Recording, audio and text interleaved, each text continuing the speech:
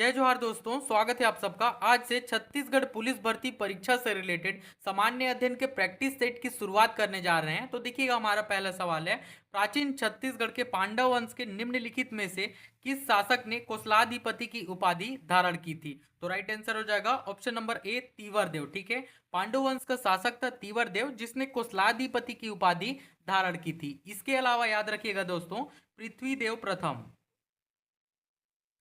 पृथ्वीदेव जो प्रथम था, इसने सकल कुशलाधिपति की उपाधि धारण की थी। ठीक है, नेक्स्ट देखिएगा दोस्तों, निम्नलिखित कथन को पढ़िए। तो देखिए, कथन एक क्या कहता है कि नागपुर के राजा रघुजी भोसले के सेनापति भास्कर पंत ने रतनपुर पर आक्रमण किया। दूसरा कथन है, रतनपुर राज्य की सेना ने मराठों से युद्ध किया।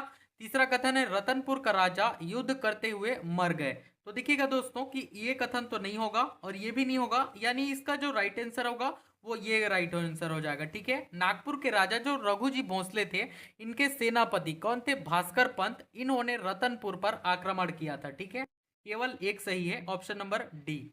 नेक्स्ट क्वेश्चन है दोस्तों, गौरा गीत कब गाया जाता है? देखिए, गौरा गौरी, देखिए गौरा का मतलब क्या? शिव जी। ठीक है, और गौरी का मतलब कौन? तो पार्वती। ठीक है, गौरा गीत कब गाया जाता है? तो देखिए, जो गौरा गीत है ये आपका दीपावली के टाइम पे गाया जाता है। अगला सवाल है दोस्तों, बस्तर दशहरा में जोगी बिठाई किसे कहा जाता है? तो देखिए, बस्तर दशहरा में जो जोगी बिठाई होता है, ये मंदिर में कलश स्थापना को कहा जाता है। ठीक है, नेक्स्ट है, छत्तीसगढ़ में सबसे अधिक कौन सी मिट्टी पाई जाती है? आपके ऑप्शन है काली मिट्टी, कन्हार मिट्टी, लाल पीली मिट्टी या फिर मटासी मिट्टी। तो देखिएगा दोस्तों, इसका राइट आंसर होगा लाल पीली मिट्टी। ठीक है, छत्तीसगढ़ में सर्वाधिक जो मिट्टी पाई जाती है वो लाल पीली मिट्टी पाई जाती है। नेक्स्ट क्वेश्चन है, संविधान सभा की उद्घाटन अधिवेशन की अध्यक्षता किसने की थी? तो देखिए, संविधान सभा का जो उद्घाटन था उसका अधिवेशन, ठीक है, अधिवेशन की अध्यक्षता किसने की थी? तो इसकी जो अध्यक्षता की थी वो थे सच्चिदानंद Sinha ji. Option number B इसका राइट आंसर हो जाएगा। ठीक है,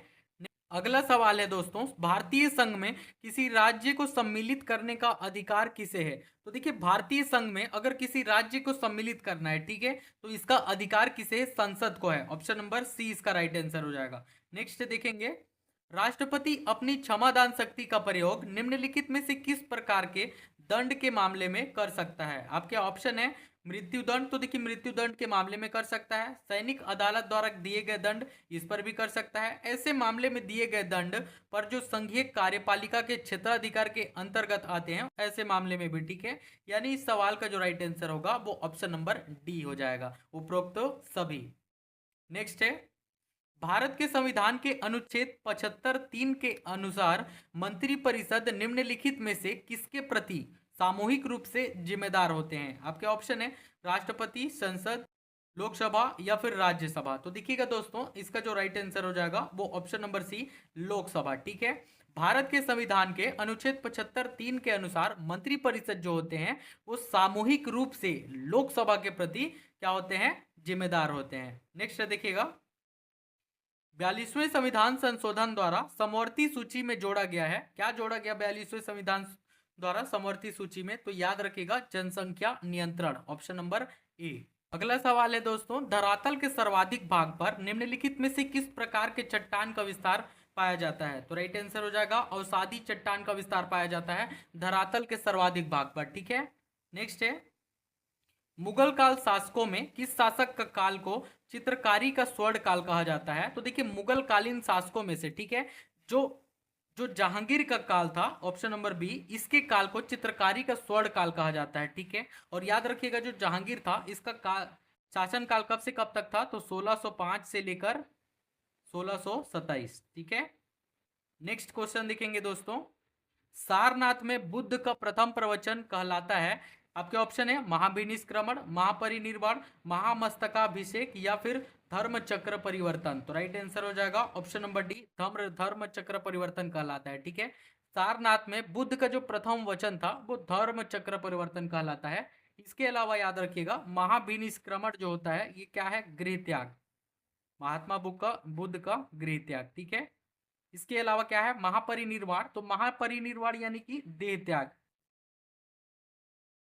ठीक है, महापरिनिर्वाण यानी कि देह त्याग। देखिए, जो बुद्ध थे, उन्होंने कितने वर्ष की उम्र में अपना देह त्यागा? तो याद रखिएगा 80 वर्ष की उम्र में उन्होंने अपना देह त्यागा था। 80 वर्ष की उम्र में। कहां पर?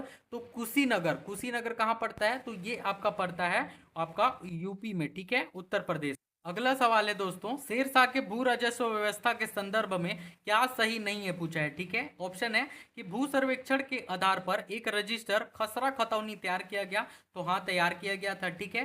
राई भू राजस्व निर्धारण के लिए फसल दरों की सूची लागू किया गया, ये भी राइट हो जाएगा। उपज के आधार पर भूमि की 3 श्रेणियां थी, एक तो उत्तम, मध्यम एवं निम्न, ये भी राइट हो जाएगा। भू राजस्व की दर उपज का 1/6 भाग तय करता था, ये नहीं होगा, ठीक है। यानी इस सवाल का राइट आंसर कौन सा हो जाएगा? तो ऑप्शन नंबर डी। अल्बुकर्क ने बीजापुर के किस सुल्तान से गोवा को छीना? तो राइट आंसर हो जाएगा यूसुफ आदिल शाह, ठीक है। अल्बुकर्क जो था उसने बीजापुर के यूसुफ आदिल शाह जो सुल्तान थे वहां के, उनसे गोवा को छीना था, ठीक है। नेक्स्ट है, वर्ष 1857 के विद्रोह के संदर्भ में निम्नलिखित में से किसे उसके मित्र ने धोखा दिया तथा जिसे अंग्रेजों द्वारा बंदी बनाकर मार दिया गया? राइट आंसर हो जाएगा Tatya Tope, option number D. Next है, दक्षिण अफ्रीका में महात्मा गांधी द्वारा प्रकाशित पत्रिका का क्या नाम था? तो राइट आंसर हो जाएगा इंडियन ओपिनियन, ठीक है। दक्षिण अफ्रीका में महात्मा गांधी के द्वारा पत्रिका प्रकाशित किया गया जिसका नाम था इंडियन ओपिनियन। नेक्स्ट क्वेश्चन है दोस्तों, श्वसन मापन का यंत्र कहलाता है, आपके ऑप्शन है पोटोमीटर, ऑक्जेटोमीटर, ऑटोमीटर या फिर रेस्पिरोमीटर। तो राइट आंसर हो जाएगा ऑप्शन नंबर डी, रेस्पिरोमीटर कहलाता है श्वसन मापन का जो यंत्र होता है, ठीक है। नेक्स्ट है, इनमें से कौन सा जैव विविधता के लिए खतरा है?